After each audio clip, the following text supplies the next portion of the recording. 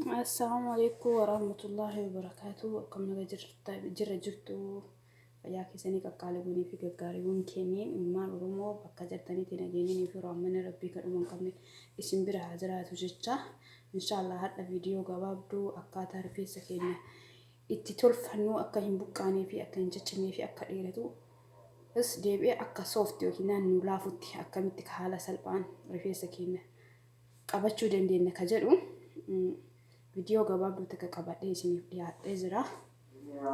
Inni asirratti argitan kun abishii yookiin helba afaan arabaatiin jedhu afaan biyya keenyaa abishiis jedhama shuqoos jedhama. Inni asitti argamu immoo habba soodaa yookiin xuqura smuudiidha. Inni asitti argamu kun immoo quruffudiidha. Quruffudiidha akkama yookiin mismaara afaan arabaatiin jedhamu. Inni kun immoo maayineesiidha. Asittis argamu shaayii mafruuxa jechuun shaayii bullaa namni wallaaleen jiru biyya keenyatti shaayii bullaa turre guddina argama akka biyya arabaa kanatti luktooniin baay'een argamti natti fakkaannee alaalamee dura jiraate illee irraan beeku. Inni biraa immoo zabaadiidha. Akkamitti hojjetan akka jedhuu fi abishii kana isa maankaa kana lama feetan tokko akka hisaaba mataa keessaniitiif jechuudha. Hangaruu tokko tokko godhee lama habba soodaalee maangaa kana lama fidanii asitti naqatan jechuun jaahiza waan qabuuf isinitti argisiisu malee asin naqanii bishaan qo'aatti fidanii itti naqanii bulchitan galgala jechuudha. Bor dibanna jedhaa jechuudha. Bulchitanii inni hin zafazzafamee bula kan zafazzafamee bule sun sirriitti wanyaatee lallaafa isa immoo deebistanii kallaaxatti daatanii ginu kallaaxatti daakee jira. Kallaaxatti daakee jira jechuudha. Isa kallaaxatti daakame kana fidanii asitti naqatanii saaniitti wayiitti fidanii naqatanii bishaan irra dabarseera garuu iddoo isaa xiqqoo irraa laafuu hidhe akira irratti jabaatuun isaa oolu jechuudha xiqqoo tuksisee jabaata. Asitti naqatanii amma maalitti daballa maayineesitti daballa jechuudha. Maayineesitti daballa akkuma argitan maayineesa maankaa tokkotti daballa.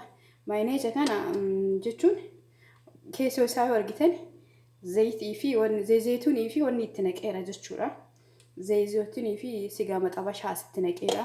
Maaliif yoo jettani ijoolleen arabaa akka jaalattuun beektanii hin nyaatti waan jalaa nyaattee fixuuf jedhee zayituunii fi sigaa maxabashaa asitti naqee jechuudha. Akkana jalaa nyaanni fi isas akkanatti maankaa tokko ittiin gootanii isatti gootanii ammas immoo zabaadii jechuudha. Zabaadii isa tokkocha guutuu haa ta'u gimmaasha haa ta'u akka rifeensa keessaniitiin rifeensi keessan yabbuu ta'uu danda'a baay'ee ta'uu danda'a akka rifeensi keessan inni ta'uun jechuudha. Itti goota zabaadii jechuudha. Tokko guutuu itti godhuu dandeettanii kun amma garuu gimmaasha irraa waan biraatti irraa fayyadamee jiruuf gimmaasha jechuudha. Isa kanatti gootanii deebitanii bakka isa akkasitti waliin geettanii zayitii qabdan jechuudha. Zayitii fayyadamtan fakkeenyaaf zayituun haa ta'u kokonaat oolii haa ta'u zayitii mana keessaa qabdan kan itti fayyadamtan asitti dabaltanii walitti dabaltanii akkasitti dibachuu dandeettanii barbaada feeta ofirra bulchitanii sa'aatiin feetan yoo dhiqattanii jettan wanta mataa keessan goddaa'u hin jiru godaatii mataa keenyarraa rifeensa keenyarraa ga'u hin jiru haala gaarii sirriitti rifeensa keenya laaffisaa ciccituu sin dhoogaa buqqa'uu sin dhoogaa wanta hundaafuu sirriitti gaariitti bareedaadha jechuudha. Hedduu isaa laafa talbaa yoo hojjetattanii argitanii jettan akka talbaa sanitti bishaanitti waan seeneeruu fi sirriitti laafa. Duraaniin goggogaa isaa daakaa itti fayyadamaa ture. Goggogaa sun mataa keessaallee yeroo miiccatanitti mataa keessaa hedduu isaa nama ba'u mataa keessatti nama qabata. Bakka baay'ee hedduu sana rakkisa gizee mataa kiyya filadhu jechuudha. Aga guyyaa lama sadii guyyaa sadii akkas hin badu mataa keessa nama taa'a. Kun amma immoo bullaa'eera waan bishaan keessas zafazzafamee buleef bullaa'ee waan ta'eef wanti inni mataa keessatti hafu hin jiru jechuudha. Bareeda dalagaatti fayyadamaa. Qurufudii maaf itti fayyadamte yoo jettanii qurufudii mataa isiitittu rifeensa keenyaaf hedduu ishii bareedduudha maaliif qarafaa hojii yookiin girfaa hojii yoo itti fayyadamtan zayitii maqabdan itti dabaltanii yoo itti gootan hedduu isaa fayyada. Ammallee deebi'ee shittaa abishii kana yookiin shuqoo akka hin dhoofne sirraa yoo dibattee hojii hojjetaa jiraate taate yoo dibattee mana keessa deemaa jiraate taate akka foolii sirraan dhoofne akka namni sirratti hin beekanneef hin ajjeefti jechuudha foolii isaa. Shaayii hoo maaf itti fayyadamte jechuun keessanii oolu shaayii qixalleedha kuni. Shaayii qixallee wanti itti fayyadameefi loona yookiin alwaana malkii mataa rifeensa keessanii yoo jijjiiruu barbaadan mataan keessa yoo gurraacha ta'e gara bunni yookiin bifa isaa ashqaala isaa yoo jijjiiruu barbaadan itti godhachuu dandeettanii daraarii miti hangaruu ashqaala rifeensa kiyyaa jijjiiruuf itti godhee tureera. Yeroo hunda yoo fayyadamu itti fayyadama ashqaalli mataan kiyya gurraacha sirriitti hedduu isaa gurraachata amma immoo irraa jijjiirameera bunni ta'eera jechuudha.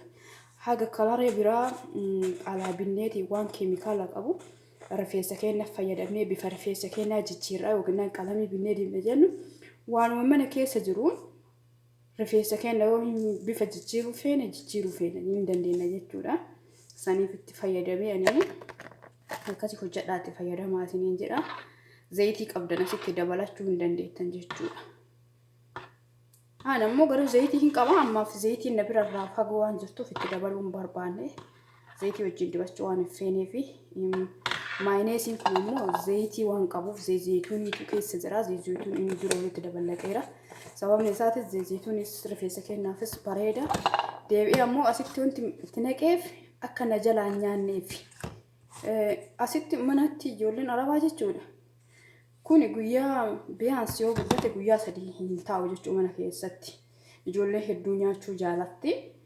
Sababa saniif ka jedhu isaan akka na jalaan nyaanneef jedhee dura jalqaba zayitii fi sigaa maxabashaatti naqee jechuudha. Sigaa maxabashaan illee hedduu rifeensa keenyaafi bareeda. Zayitii sigaa maxabashaa irraa hojjedhe isinitti agarsiisa.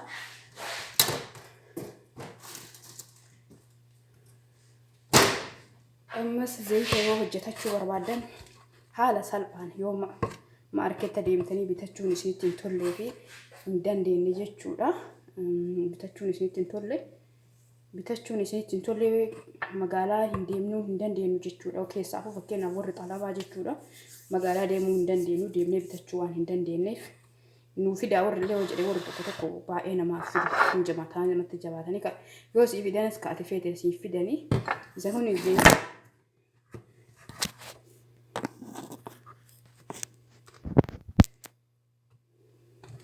inni kun zayitii asitti dalagee zayitiiwwan kana maaliin daladda'oo jettan sigaa maxabashaadha. Ammas deebi'ee abishii kana habba soodaadha. Zayitii aynata lamaati jechuudha. Aynata sadiiti.